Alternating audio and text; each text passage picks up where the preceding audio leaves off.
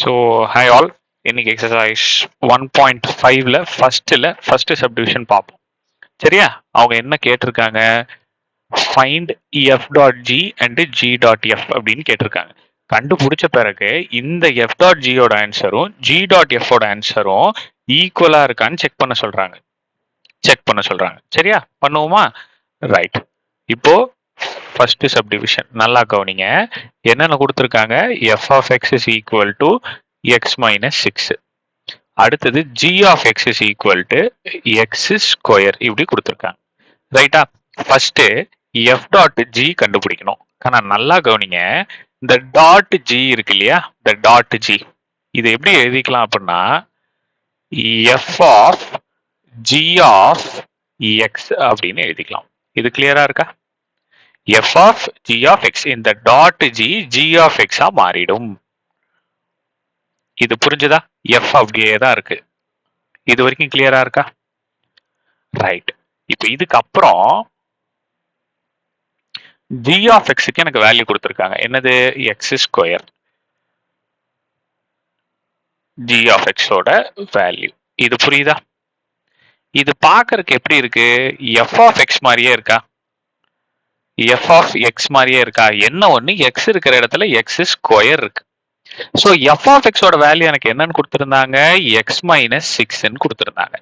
அப்போ ஈக்குவல் டுக்கு இந்த பக்கம் எக்ஸ் இருக்கிற இடத்துல எக்ஸ் ஸ்கொயர் இருந்துச்சுன்னா, அப்போ ஈக்குவல் டுக்கு இந்த பக்கமும் நான் எக்ஸ் இருக்கிற இடத்துல எக்ஸ் ஸ்கொயர் மைனஸ் 6ன்னு போட்டுப்பனா. அப்போ எஃப் டாட் ஜி தான் எப்படி மாறிடுச்சு?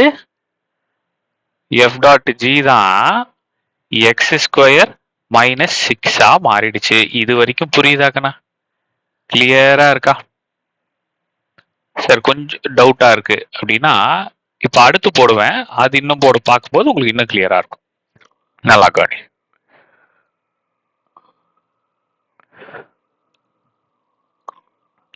இப்போ எஃப் டாட் ஜி கண்டுபிடிச்சாச்சு. இப்போ ஜி டாட் எஃப் கண்ணா நீங்க சொல்லுங்க. இப்போ ஃபர்ஸ்ட் என்ன பண்ணணும், இதை எடுத்துக்கணும். இது என்னவா மாறும்? ஜி ஆஃப் எஃப் ஆஃப் எக்ஸா மாறும்.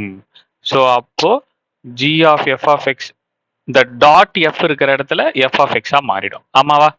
அடுத்தது எஃப் ஆஃப் எக்ஸோட வேல்யூ கொஸ்டின்ல கொடுத்துருக்காங்க. என்னது? X minus 6. இது பார்க்க இப்ப எப்படி இருக்கு? ஜி ஆஃப் எக்ஸ் மாதிரி இருக்கு. ஜி ஆஃப் எக்ஸ் கொஸ்டின்ல என்ன வேல்யூ கொடுத்துருந்தாங்க? எக்ஸ் ஸ்கொயர்னு கொடுத்துருந்தாங்க. ஸோ அப்போ எக்ஸ் இருக்க வேண்டிய இடத்துல எக்ஸ் மைனஸ் 6ன்னு இருக்கு. ஸோ அப்போ ஈக்குவல் டுக்கு இந்த பக்கம் எக்ஸ் இருக்க வேண்டிய இடத்துல எக்ஸ் மைனஸ் 6 த ஹோல் ஸ்கொயர்னு போட்டுப்பேன். ஸ்கொயர் இங்க இருக்குல்ல, எக்ஸ் இருக்க வேண்டிய இடத்துல எக்ஸ் மைனஸ் 6, மேல ஸ்கொயர் இருக்கு, ஸ்கொயர் போட்டுட்டேன். கிளியரா இருக்கா?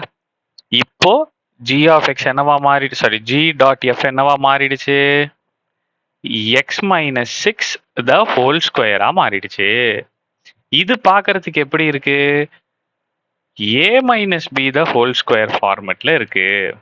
So a square plus b square minus 2ab இதுதானே நான் ஃபார்முலா. ஸோ அப்போ இதை அப்படியே எக்ஸ்பேண்ட் பண்ணி எழுதுங்க. X square plus b a square plus b square minus 2 into a into b. முடிஞ்சதா?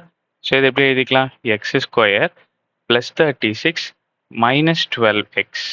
ஸோ இதுதான் என்னோட g dot f. So f dot g கண்டுபிடிச்சாச்சு, ஜி டாட் எஃப்பும் கண்டுபிடிச்சாச்சு. ஸோ ரெண்டும் ஈக்குவலா இருக்கா வெவ்வேறையா இருக்கா அதையும் கண்டுபிடிக்க சொல்லியிருக்காங்க இல்லையா? ஸோ ரெண்டும் ஈக்குவலா இல்லை, வெவ்வேறையா இருக்கு. ஸோ அப்போ நான் எப்படி எழுதிப்பேன்? எஃப் டாட் ஜியும் ஜி டாட் எஃப்பும் நாட் ஈக்குவல் அப்படின்னு எழுதிடுவேன். புரிஞ்சதா ராஜா? புரிஞ்சதா? ஸோ செகண்ட் சப்டிவிஷன் பார்ப்போம். தேங்க்யூ.